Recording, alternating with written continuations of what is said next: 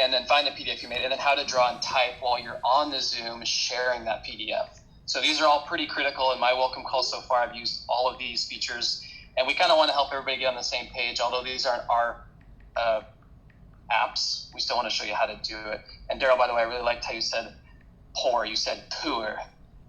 Poor. P-O-O-R. Hey, now I know how Canadians say it. They say poor. Yeah, very refined. All right. Cutting right into it. And I'm going to go through about 50 slides here, but they're pretty quick. So I can send out this deck. I have no problem doing that.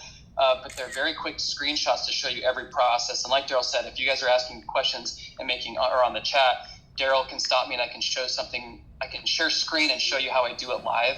But I realized that trying to go through a keynote or going through Zoom while in a Zoom sharing content isn't possible. It's like Inception. It just doesn't work. So I have to do screenshots of what I'm doing. But please be active and ask questions. All right.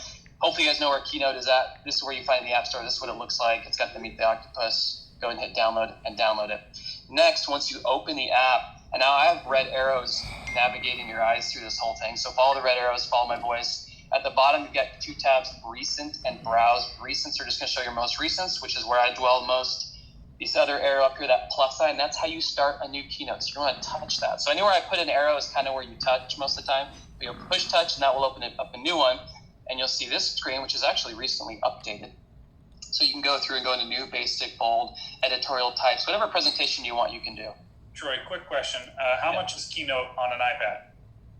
Thank you. Keynote is 4-digit free, F-R-E-E. It's free. So you don't have to pay for it. You don't have to pay for anything. Everything I'm showing you is free, including the Zoom account.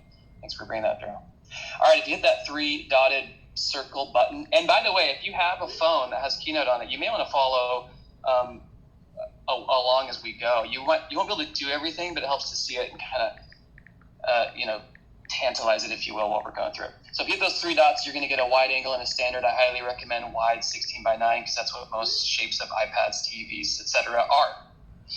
Next, I just went to basic and I chose basic white. You can choose any color you want. That's really, your prerogative there. Now, once you get in, to understand the basic functions, there are a few things to pay attention to. At the bottom left-hand corner, you're going to see, now I'm sharing with, change my color here. I'm sharing with a PDF via Zoom, so I can write, which I will show you how to do later, but I'm looking at this. If you want to add a new slide, you hit the plus sign and choose from a myriad of options. That's pretty straightforward. Up at the top, you have the paintbrush, which I'm going to circle. That's how you edit anything, any text, color, shape, whatever. If you touch it with your finger, then you hit the paintbrush. You can edit any of those things. If you hit the plus button, that's how you add a picture, add a shape, add a text box, add a graph, whatever you want to do, you add it there. And then this 3 button over here, like I showed earlier, is how you're going to export, adjust slide sizes, change file type, etc. is going to happen in that 3 button zone. But these are the By the way, sorry, Troy, I know there's a delay in the talking, so it sounds like I'm cutting you off, but I'm getting some questions saying slow down. There's a lot of content here, and what I would encourage you to do is to screenshot these. We'll also send over some of these slides that Troy has, and it is very instructive, right? You can see it on the slide right now. It tells you a lot. But screenshot this as we go, and then before Troy moves on to the next slide, he'll say moving on so that it tells you it's your last chance to screenshot. Thanks, Daryl, and I appreciate those comments. I will try to slow down a little bit, just don't want to run too long. But I don't have anything timed on here. There's no animation. So when I show the slide, besides what I draw on there, it's got everything on it. So you can screenshot it right when I go to that slide. There's nothing that I'm going to surprise you with. All right, next, moving on. Just some things to keep in mind when you touch something. Now I touch this bottom box.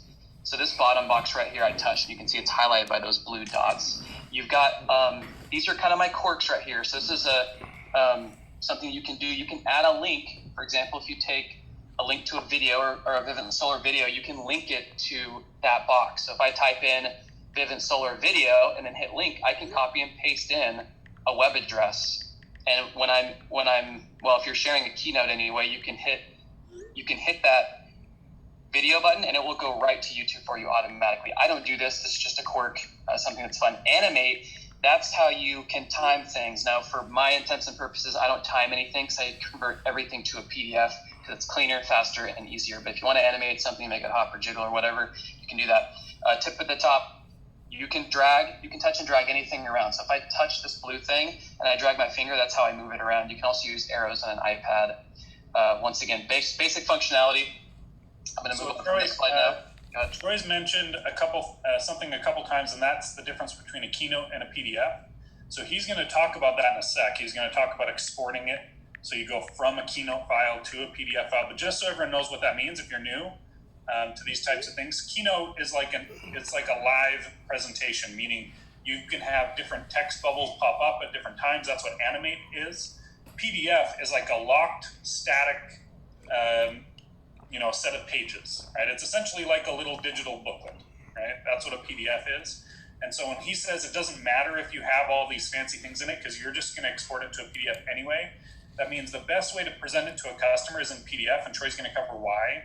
But that's the difference between the two. So you're building this in Keynote in this training, right? You're making it in Keynote, so it is a Keynote while you're doing that. And he's going to show us at the end how to present it as a PDF and convert it. Anyways, that's what that language means, just for anyone who's new. Daryl's going to be the one that keeps me really in line on this one. So he'll keep any of the basics, he'll chime in, so I appreciate that. Now, once you click on a box, you can see that bottom author and date box is highlighted. I've touched it with my finger.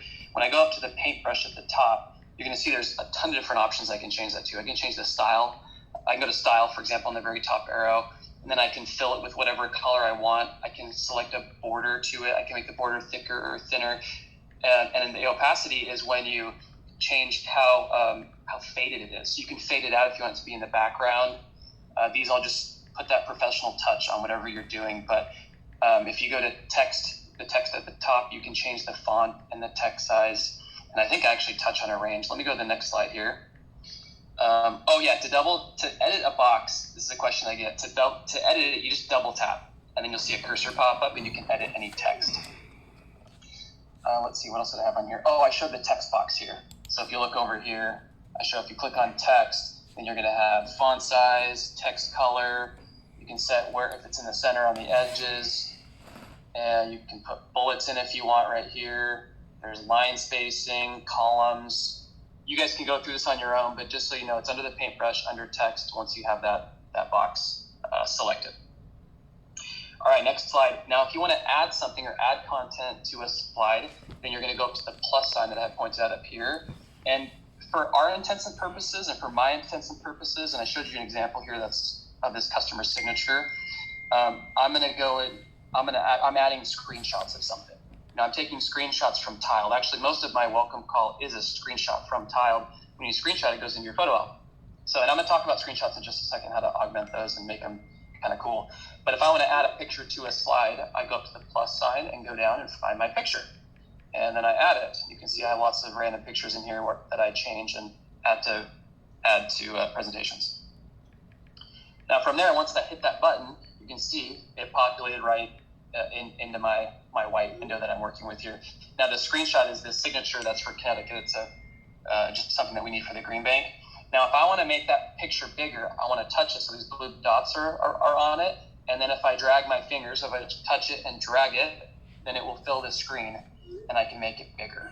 So if you didn't know how to do that, you just touch the picture or the graphic and you drag it from the blue dot.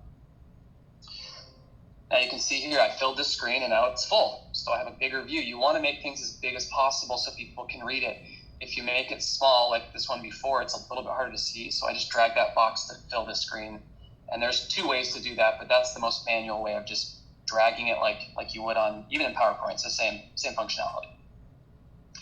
All right, now when you add a slide with this little plus sign down here, there's a slide that says picture, which I use a lot. But what happens is when you add a picture in, it doesn't always fit the window. You can see right here I put doesn't fit with a little stressed out face. So perfect fit at the top's cut off up here. It doesn't quite fit to the edges around there. If you double click the picture, let me clear this because I have it on the next slide. If you double click the picture, then, did I get out of order here? Let me see here.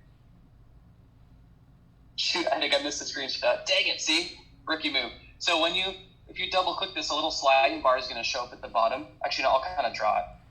It has a dot and then a sliding bar at the bottom. And if you slide it back and forth, it'll shrink or blow up that picture within that window. So you need to shrink it. You need to move it all the way down this way. You need to have it in this position. And if you Troy do is that, so good. Even if he didn't get a slide in there, he just draws it on the screen. That's very impressive. And it's very easy to understand. Good work. well, if you slide it all the way down to the left side, then it will shrink it down, and then you can move it around. But sometimes people punch it in, they're like, oh, crap, it's all cut off. So that's how you adjust that. I'm going to move on if you want a screenshot of my little drawing since I missed a screenshot. All right, moving on. Okay, so on this one here, now this tip is hiding personal information. This is really important if you want to stay legal and not get in trouble. You've got to be able to create a box and hard stuff. So Bob, don't be screenshotting this Bob stuff because this is actually a real customer. So, but I'm going to show you how to do that. So if you go up to the plus sign up at the top right here, you're going to go to shapes, go to basic right here. And then I'm going to pick this box. It really doesn't matter what you choose. You can use this one if you like smooth edges. And then it's going to populate right where that red arrow is here. So yay, we got it. Now you're going to drag that box over Bob's name, and you got to change the color. So let's go to the next slide here. So I'm going to fit the box first so I can see it. And I'm going to do that like I taught you guys. Just drag that box, make it the right shape that you want. And then I'm going to go up to style again, go to fill, because I want to fill it with something. I'm going to fill it with the color. Now, there's a little quirk that most people don't know. You can choose from this rainbow. There's some presets that are not my favorite. There's gradients, which I don't use very much for filling boxes anyway. And you can fill it with an image if you want. But down here, this is the most important part. See how there's those blue dots? That means if you swipe on this rainbow of colors, it's going to give you a different screen. I think I showed this on the next one. This is where you can color match. So if I'm not working with white and I'm working with some random weird color, I can color match it so that it blends in. Let me show you guys on this next slide. So this wheel will pop up right here. This will pop up. And this little paintbrush right there, if you touch that and then touch anywhere on the screen, it will match what you touched. So in this case, I want to just touch the white because I want it to be white. But if I want it to be pink, I would touch, or if I wanted it flesh colored, and there was like a picture of Kobe on here, I would touch his flesh with my finger, and it would make the box his flesh color. So in this case, I'm just going to hit white. So I'm going to hit white and watch what it does. It's just amazing. So amazing. Crap, get out of there. Oh, I didn't do it yet. Wait, hold on. Did I miss that screenshot too? No, I didn't. Oh, I got them out of order. So this is the one. When you go to color match, see I pointed that circle? That means I'm color matching white. And you can, as you're holding your finger to the screen, you can drag it around to whatever color, and that magnification window will show you what color it's going to change it to. It's really cool. So in this case, I stopped at white and I lifted my finger and it matched that color to that box right there. Now it's gone. And I'm going to do that for the below one too, because I don't want his stuff to show. You can do this on contracts. You can wipe out information you don't want anyone to see. I do it for leadership meetings or leadership calls. I'll cut stuff out that I don't want you guys to see or that isn't necessary. And you can do it really quickly on the fly. Let me go back here. I do this all the time. Oh. So if you're coaching a customer through how to sign stuff that they're about to receive, or like what things matter, etc., and you're going to use another example of another design or another document or something like that, you definitely want to remove addresses, names, any personal information, and it's super simple. And then when you export it as a PDF, which again will be discussed in a minute, it locks that all in as however your final product was, right? So they can't go in and delete that white box you did to cover that personal information. Unless you're, from Russia and you can hack that, then you might be able to break it up again. But yeah, PDF does lock it up. Now, when you want to name it, this is just a kind of a side note here. If you touch the word presentation, you actually touch presentation, and then it'll pop up a little box that says rename or move. You just hit rename and you can type in whatever you want. This is critical because I rename all of my presentations and my closes, like virtual welcome call, Karasimi. So in this case, clear here. We got that one down. All right, next, as another little side note, people want to know what does it take to copy something. So if I just made this white box and I want to copy it, and I use copy and duplicate all the time. If you get into making slides, it's your best friend. You don't have to recolor every single box you make. So I'm going to copy this one. So I'm going to touch right where that arrow is. And then I'm going to paste it. So I'm going to touch anywhere on the screen and then hit paste. Then that's going to paste it. I'm going to drag it over the name. So I didn't have to do the same step twice. I just copied and pasted the same brick. slid over the name, adjusted it to size, and now everything's blocked out that's important. But now I can show my next Connecticut customer that, hey, this is where you sign in my presentation without disclosing any information. And Daryl, let me know if there's any live questions that people want to see. It's hard to know how well this translates to you guys. I'm not a tutorial master by any means. So I'm watching all the group me's and everything else as well. So far, I'm getting a lot of positive feedback. I think this is really connecting the dots for a lot of people. Keep going. Okay, good. So we'll keep going at a good pace. Now, another little quirk that's important for me when you're managing all these different boxes and screenshots is the lock feature under Arrange. So if I click on like this now, the picture, I have the picture, not the boxes, but I have the picture selected. Then I can go up to here to Arrange under the this isn't translating tool. Anyway, you go to the paintbrush, then Arrange, and then you go down to Lock, which I pointed to. That will lock any items that you have selected, meaning you can't move them anymore within Keynote. Within Keynote, they're actually locked, which is really cool. You can unlock them going the same route. Now, I didn't include this, but I just thought of it. If you want to highlight multiple things, this is something that Daryl might not even know. If you hold your finger to the screen, like on this picture, and you use your other finger to tap every other object, it will select. It's like a select all. It's kind of like holding down Shift. So you can hold one down, shift, tap, tap, tap, tap, and then hit Lock All, or you'll group them first, then lock them, and then they all move together. You don't have to rearrange them. So you can group them and then lock them. That's a little more advanced, not necessary, but you can lock items if they're moving around all the time and it's pissing you off. All right, moving on here. Okay, so you paused for a sec, so I'm going to go in with a few questions here. Someone's asking, how do you move overlapping things to front and move to back like you would do on a laptop? I love that question. Okay, good, such a good question. So right here, see this move to back to front bar? So if I'm selected, right now I'm selecting the screenshot of this agreement. If I slide this white little ball over to the front, it tells me there's 2 layers by these notches. See those 2 notches? If I slide it all the way to the right, it's going to pop to the front and everything's going to go behind it. Now, the more objects you have, the more little hashes you're going to have. So you just drag that little ball over until you find it in the right spot. Really good question there. If you have a lot of things layered and you want to, like my red arrow, for example, is on top of the whole thing. If I could move that behind, if I slid that little ball to the left and moved it to the back. A lot of people are asking for a recording to this training, so just so I can answer a bunch of questions all at once here. We will get a training on this topic out to everybody rather than have the recorded call for you have to comb through. We'll have this in an actual marketing team training available to everyone in the next few days. All right, moving on. So now this is a screenshot. I've seen a lot of horrible screenshots in the bloodline, even from leadership. So if you don't know how to do the screenshot, actually most of you don't know how to do it. So let me just explain to everybody. If you're on an iPad, you typically hit your power button. I have this written up here, power button and home button if you have an older iPad. So you hit those simultaneously, and that will take a picture of what you're viewing. If you have an iPad Pro, it's actually kind of fun. You just take your fingers and you just click the volume up button and the power button at the same time. It's very convenient if you have a newer iPad. Instead of doing two-handed, you can do one-handed ones. When you do that, this is the view that you get.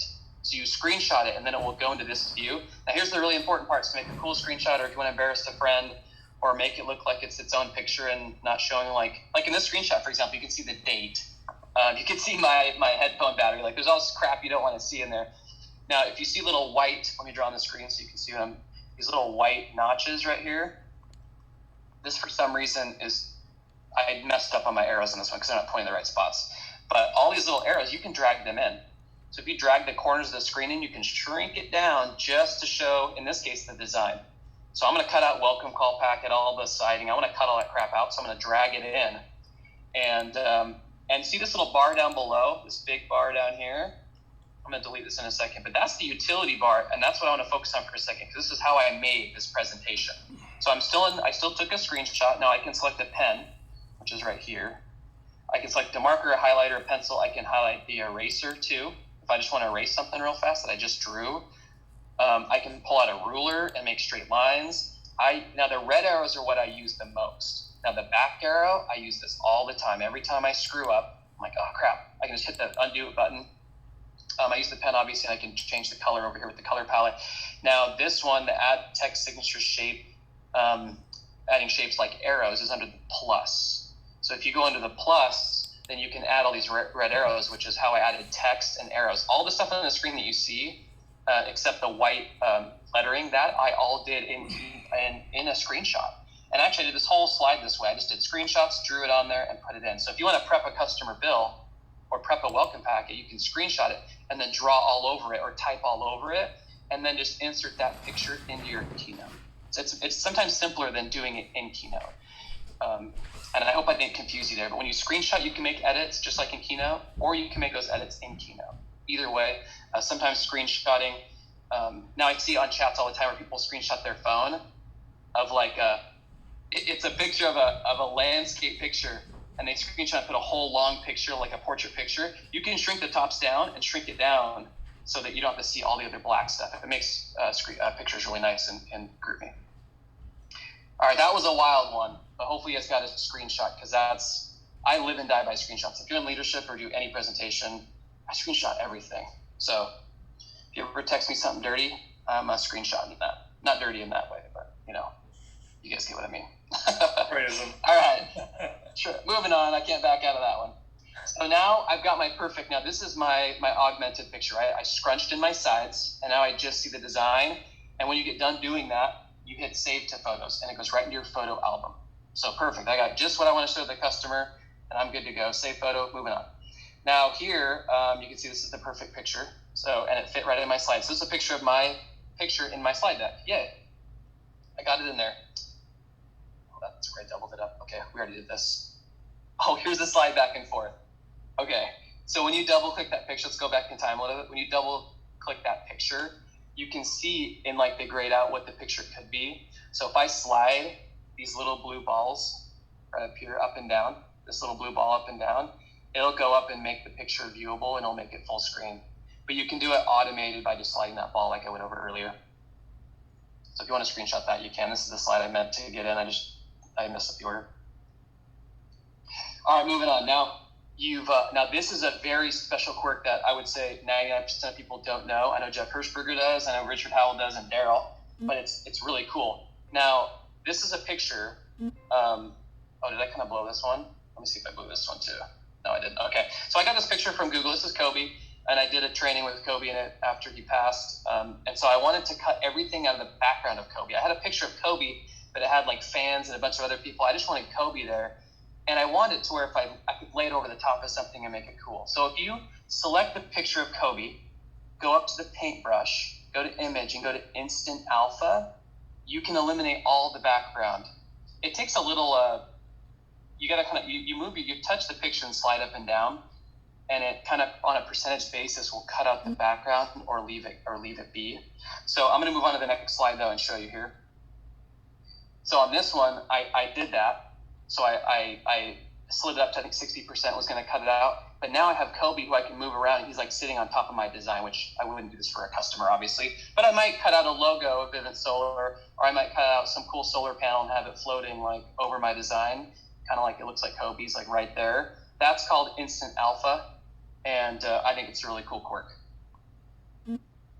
Oops. Yeah, that one's intermediate level. Your designs are just fine without it, but if you want to start, doing some cool things, the ability to do all of this on your iPad is like at your fingertips. So, and the more you use this, the more you'll get comfortable and, be willing to add something else and really take your presentations to the next level. But again, not needed on day one. Right. Now, here we are. We've arrived. This is my presentation now. So I'm done with it. I'm going to go to the three bubbles at the top of the right-hand corner.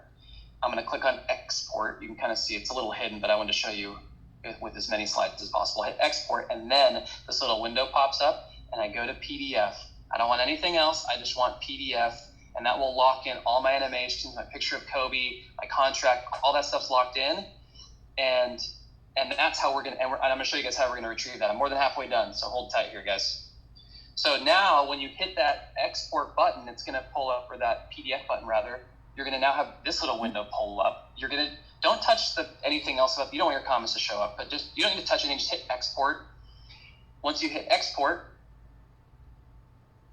then it's going to go to this little screen, and you're going to want to go to this. Everybody has this because it's an Apple product you get. It's your files. They added it a few years ago, and I store everything in here. So you could save it in iBooks or something. Actually, don't. No, just save it into files because I know that will work. And it's an Apple app that's already on your iPad. It's free. It's there. So I hit save to files, and then it's going to give me this screen. Now, there's a few things to point out here because this has a lot of functionality to it. You can, first of all, you can change the file name by tapping on that Keynote Zoom how-to. I was actually saving this. If you tap right there, you can type in whatever title you want. That's actually typically when if I'm saving as a PDF, I want to be able to find it. So I'll title it, Daryl Doucette virtual welcome call. That way I can find it when I go to add it from Zoom, which I'm going to show in a second. I put mine all under performance reviews. It's just a file I created. You can create the file right here. See that file plus? So before you save it, if you haven't created a file, you just hit that button, and then you can save in the same file every time. Way easier to find and navigate. Once you're done, then hit the save button. That's your last, so save at the very last. This is one worth screenshotting, I think, so if you want to screenshot this one, once again, we'll get this out, but if you want it now, screenshot it. Moving on. Okay, we're transitioning out to Zoom. So I've got my presentation saved, and I'm like, okay, I've never signed up for Zoom. I type in, just Google Zoom, and this should pull up. Now I have a red arrow. You just go to sign up for free. This is, once again, like signing up for anything, and Zoom is incredibly easy. Then you'll type in your email, which I use my Troy.vanbell at Vivint Solar. You can use whatever email you want. You'll hit sign up. Now after this, these are things that I didn't want to go through and show you. It's going to go to your email, and then you just confirm. It's a typical email confirmation, nothing fancy. It's going to go to my Vivint Solar email to make sure I'm real, and then it was really my email. And then from there, before you do that, I actually have to type in your birthday. So type in your birthday, hit continue, and then download the app. So this is what the app looks like. You're going to go to Zoom. It is free. It is the Meet Happy, whatever. This is it. You can tell because there's almost 500,000 reviews. So download it. And you're on it right now listening to this stream. So. Yeah, that's true. Yeah. All right, I maybe didn't have to add this part, but I did want to add this one because sometimes you're like, well, how do I get my customers on board? Because every customer I've closed out of my welcome calls, they've all had to download the app, which is fine. Zoom's all over the news. This little up arrow button on an Apple device is how you share anything. So if you hit an up arrow, actually, I think I showed it here. No, I didn't. It's going to pull up like message, text, or copy, whatever. You can just hit copy and then paste in the text and text it to them. That way they can download it. So make it easier and send it to them. From there, I'm jumping right into the Zoom. So I have now downloaded the Zoom app. I'm in the Zoom, and I think there's a few settings that are really important that you get before you start sharing your screen. For example, like auto mute, auto video. Like, what do you want to show when you hop on a Zoom call? So the first thing, throw in a profile pic. If you're doing a Zoom call without showing your face, I know some of the really high producers are doing that. I'm totally against that. Having a Zoom call is basically like having a face-to-face interaction. If you just can't stand your face right now, or I don't know, there's something going on in your life, then you can upload a profile pic. You can see I put one of myself younger, better looking than I do now. And but I always share my photo, but it's good to have one in there anyway. And then make sure your name's spelled right and how you want it. That's just under the settings at the very bottom. You can see right there. So do that. For the first thing you do in Zoom, get your settings straight. And I actually have one more setting. If you go to settings and then go into like general, it's meeting settings. Sorry, I should have showed you this step before. Right there, I'm in meeting settings now. There are a few things that I really like. For example, I like to always mute my microphone right when I start a call, just in case the kids are screaming or Amy's yelling at me, something's happening. I want it to be muted so that I have to unmute. And this is good actually for hopping on any conference call. Have it mute yourself automatically, so you're not the guy or gal that's like eating Cheerios or blowing their nose or on the toilet. We've had that happen multiple times. You're muted already. And same with video. So both of those, make sure to turn those things. I like them off because then I can turn the video once I start the call. All right, next. Now I'm in my meetings. So if I click on my meetings tab right here on the side, it's going to show my set meetings that are programmed with the company that I get on to. But if you want to start your own meeting, you've got your ID up here, which doesn't really matter, but you're going to want to send this meeting to somebody else. So you click on send invitation, and you've got two options. If you save their contact, you can just text them. Some people don't have text set up from their iPad. I'm not going over that. But if you don't have that set up, that's fine. You can email or you can copy to clipboard. Copy to clipboard means copy. That means if you went into your text message and hit paste, it will paste all of your ID. So I just send a text message because I always save my customers in my phone. But you can copy your clipboard, send it to them, and you're good to go. Daryl, am I missing anything yet? You've been a little quiet. No, I'm saving some It's questions. all pretty clear? Yep, you're good. Okay. So let's move on to the, oops. So now I went back to the home screen in Zoom, and I want to start my meeting now. So I'm going to hit the orange button and just hit start meeting. Pretty straightforward there. Once I do that, I'm going to get a screen like this. It's like the screen that we're looking at now. And this is where Inception was going to happen. So I can't really share a screen of a screen and then go into Zoom. I couldn't do all that, so I had to show you with screenshots. So I did this earlier. Now, when you go into meeting settings, there you can go again into meeting settings and adjust some things. So I don't think I put them in here. Oh, I did. Cool. So if you're running the call, you're the host. So if you go into meeting settings, you're going to get this screen.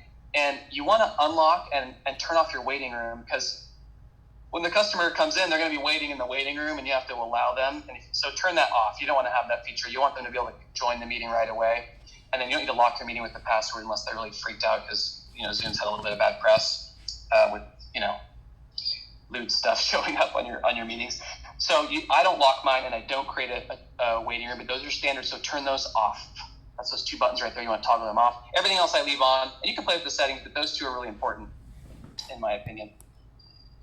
All right, moving on. Now, if I go back to the screen, I've got this big old share content button. Now, this is where the magic happens. So if you want to share content, there's two options. You're going to share screen, which is the top one, which is right here. And you're going to, or you're going to go to the iCloud Drive. All the rest of these, they don't matter. You don't want to mess with them. But the iCloud Drive is the files that I save my PDF in, so I'm using that. And the reason why I don't share screen is that when you're sharing screen on an iPad, you can't mute, unmute. You have no functionality. All you see is what you're sharing, and for me, it's really annoying. Like right now, I can see all the participants, the chat. I can see the video. I can mute myself. I can see everything and when I'm sharing, and you can't do that if you're screen sharing. So I highly recommend you share PDFs. That's why we're training you this way. So also, if you're not doing it through your files, like if you just share screen, when you do go, like let's say you save it into iBooks, and then you do just share screen and you do it that way, they won't see your face at the same time, and you can't draw on it. So definitely save it to your files and share from your iCloud Drive, which is your files, instead of doing it through any other place to save it. Yeah, very good point. And you might have to scroll, and the scrolling sucks because all you see is like the scrolling. You want to be able to swipe page by page through your presentation. So I'm going to clear this out real fast. So I'm going to click on iCloud Drive, and then I'm going to move. We're winding down here, guys. And then actually, this is actually the share screen. I want to show you what it looks like when you share a screen. You hit start broadcast, and you can share a screen. If you want to show something that's not in your presentation, I'll go off the cuff sometimes and share a screen to show them some picture of like snow on a roof if they have a question, and then I'll go back to my presentation. But you just hit start broadcast. But just remember, they're seeing everything that you see. So if you have text messages coming through in the top of your screen, like Bryce Nelson did on the last training where Adam's like, you got 4 minutes to get off the call. We all saw that because he was screen sharing. If you're sharing a PDF, they won't see your notification. So another reason to share a PDF. But if you hit screen share, you're going to see this from your side. You're going to see up here that you're screen sharing. So if you hit that, you'll stop screen sharing. You can see I have no video and I'm muted right there. Perfect. Now, this is so important, guys. If you haven't been listening, this is what I need you guys to really pay attention on. There's this little button, which I'm using right now as we speak. That's the draw button. When you have that button depressed, and you can see all of which I'm going to show you in a second, you cannot switch through the slides. You can only draw. That's why I've messed up so many times while doing this, is because I'm like drawing and then trying to change the slide, and then I'm making this big line across the screens because I'm not clicked out of that button. But that's how you draw on the screen. That's how you use, like, here, I'm going to show you Spotlight feature right now. You guys see my red dot on the screen? That's what Spotlight does. It's like a laser pointer. I use that a lot too if I don't want to draw. There's a whiteboard where you can go into a white screen. Actually, I can do it right now, I think. So I can go into a white screen, and I can draw. If I need to like answer some question or type it out or draw something, I can do it on the fly. And then I can hit whiteboard again, and it goes away, and I'm right back in my presentation. Except it still shows my drawings on there. Now, another way that you know that you're in a PDF is down here. You're going to have this 1 out of 3. That's how you know you did it right, because you're going to be switching through your pages. All right, moving on. Now, this is where I want to highlight this little pen. So I've clicked on the pen in the bottom left-hand corner. Now I'm in drawing mode, so I can't change slides, but I can do all this really cool stuff. Now, I don't use whiteboard that often, but I've used it once. Spotlight I use all the time. Just like you guys, I can go, hey, I'm on number 2 right now, which I haven't used yet because I kind of forget sometimes that it's a cool feature. The pen I use all the time because I'm drawing. Texting, I'll text my email and put it right on the screen. Like right here, I'll do it for you guys so you guys can see it. So I just hit text. I gotta touch somewhere. Oh, it's not letting me? Oh, here we go. Hey guys, so you guys can see that. So I'm using that feature while I'm sharing the screen with you guys. And I'll type in my email, or I'll type in maybe like their rate. I'll be like, all right, your rate's 19 cents or whatever. I'll type it right on the screen and I'll leave it there. You can adjust size and color too. Now you can also... And this is all within that edit button, right? This is all within the edit button, all in Zoom while I'm sharing my presentation. There's an eraser, which I'll use. Undo is really cool if you just want to go back one step. And then clear is the most important, because after I've been doing this the whole call, once I get done with my slide, I have to hit clear. So when I hit clear, it takes away all the writing. Now, if I want to move on to the next slide with you guys right now, I've got to hit that blue pen. I've got to press right here with my finger to shrink that back down. Otherwise, I can't move on. So I just did it. Now I can move on. Oh, what did Troy forget to do? I forgot to clear my screen because that red pen ball is still there. So I go back into my pen rather, hit clear, and now that goes away. All right, one little other quirk, by the way, is just a virtual background. If you want to put in a virtual background, you can upload a picture. I didn't show you how to do it, but I wanted you to know what that meant. So I can put like Kobe behind me, or, if you want to be really green, you could put like a solar panel behind you, or whatever you want to do. All right, Daryl, that's actually it. That's all that I have. I'm done.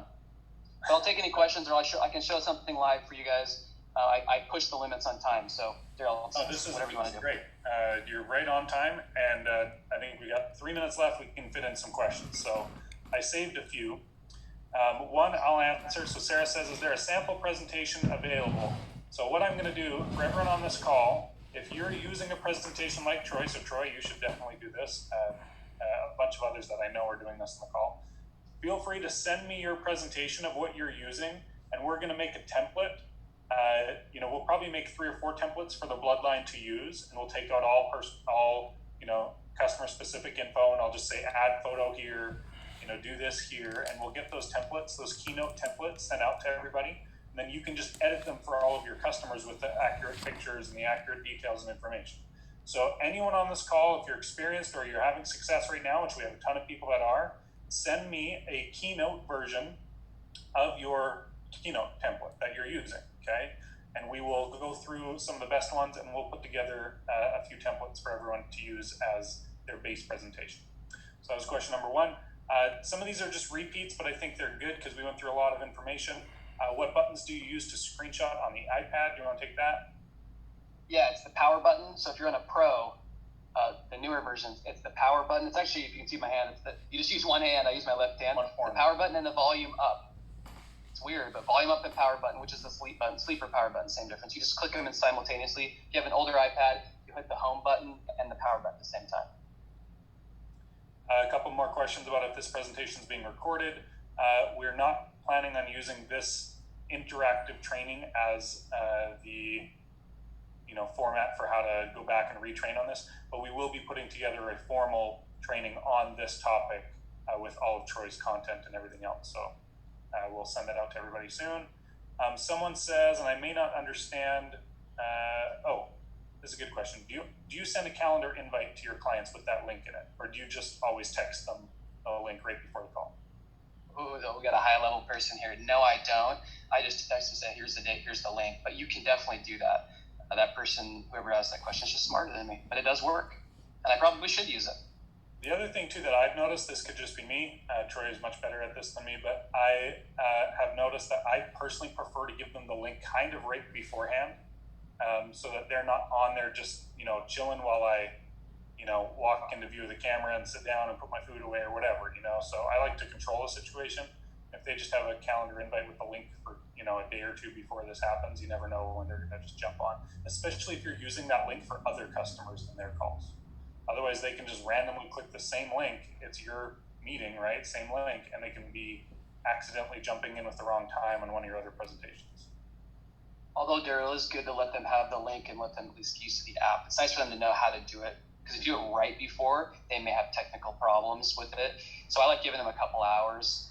You can always keep your video and your mute on, though. So if you are doing what Daryl said, they don't even know. I just keep my participants tab up, and so I can see right when they pop into the chat. And I'll be like, hey, I just saw you guys hopped on. And I say, you don't have to share video if you don't want to.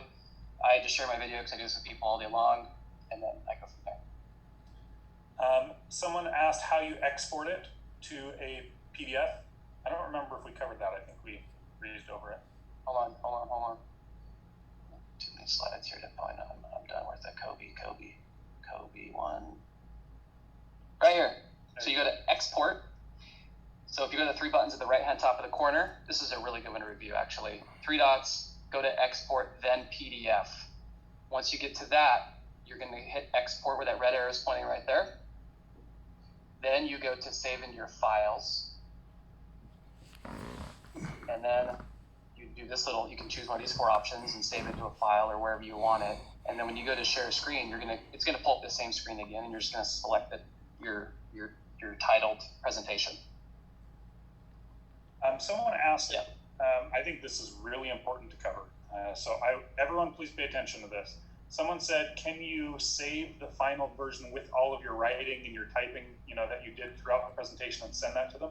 I encourage everyone, in fact, this is very important, we don't want to be sending these presentations to the customers.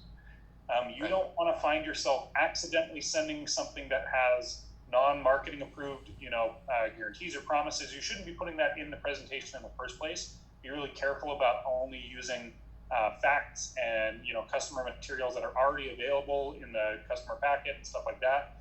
And you definitely don't want to be sending non-company generated materials to the customer in like an email or anything like that. So even a savings amount, you can't be sending people savings totals. That's against company policy. You could tell them their rate. So that's why my presentation, and I didn't show it here, but I have one that I've sent to all of New England. It has screenshots. They're all from Tiled, and I have little things, but they're all not a big deal. But like Daryl said, we'll send out templates for every market, and you guys can just augment little things. Yeah, I'm going to breeze through a couple of these questions fast. Someone says they don't have an iPad. You can also do this on the phone. It's a lot more challenging with the size of the screen, but you can definitely do it on the phone. Someone's excited for those templates. And a computer. Yes, obviously you can definitely use it from, you can do Zoom from a PC or Mac. I think you have to have a Mac in order to do Keynote. You can actually if you log into your Apple account, if you have like an iPhone and you have an Apple account, log into your Apple account. Before I had a Mac, I would just log into Keynote and you can edit it there as well. So it's available for everybody. Cool. That is true. I forgot about that, Casey. But also get an iPad. The Apple requirement for the customer to have full functionality. I know you can click no when it says open in Zoom app, but I don't think they have access to everything. Troy, do you know the details of that? I don't know. I've never gone that far, actually. They've never been able. I think they can share a screen, but if they want to share a screen, I would just stop it anyway. I mean, people, they just watch and talk. That's all. And turn on their camera and off their camera. That's all they do.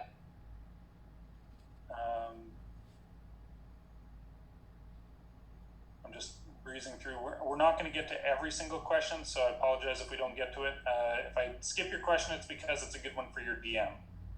Someone says, how do you feel about using virtual background? You're asking for my personal opinion. I think they're silly. Just have a good background behind you, professional, instead of a picture of Donald Trump or something. That was an inside joke. We had someone do that for their team meeting.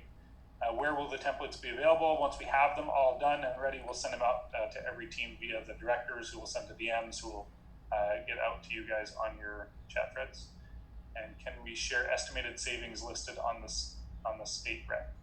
No. So guaranteeing or presenting savings in aggregate. So anything outside of the rate, the fixed numbers that we know for sure, you can obviously discuss and you need to discuss. But when it comes to predicting state recs, that's not something that we are supposed to be doing, or predicting how up or down their utilities are going to go. And the worst thing you could possibly do is find yourself in the weeds and have the customer have a copy of that presentation where you've kind of gone into the weeds where you shouldn't have. So going back to that, just stay away from any of that. John, how did you come up with this idea of training? We needed this weeks ago. Brilliant. I agree. So this was something Troy and I actually came up with the same day, and I was man enough to say, Troy, you're better at this than me, so you got it. But we hadn't spoken, actually. It came to us at the same time separately. But I think our reasoning is important on that one because we just you can YouTube all this stuff, right? So they're not our. We reason why we train on the beginning is because you can do it on your own, but then we realized we should provide it. So it was a misstep by us, but we just assumed people were going to be YouTubing. For sure. Okay, the chat does have a bunch of questions in it that are. John says, "Troy, tell the truth." I'm assuming John has asked you for this a few times. All right, we'll leave it at that. There's a lot more questions in the chat that we're just not going to have time. We're over time by 5 minutes, and I know a lot of us leave some other calls at 1. So we're going to jump into those. Troy, that was huge. I know that improved a lot of people's business today, so thanks for putting that together. And let's go have a big day. We're in rally seating right now, so get after it, and let's go crush it. Thanks, everyone.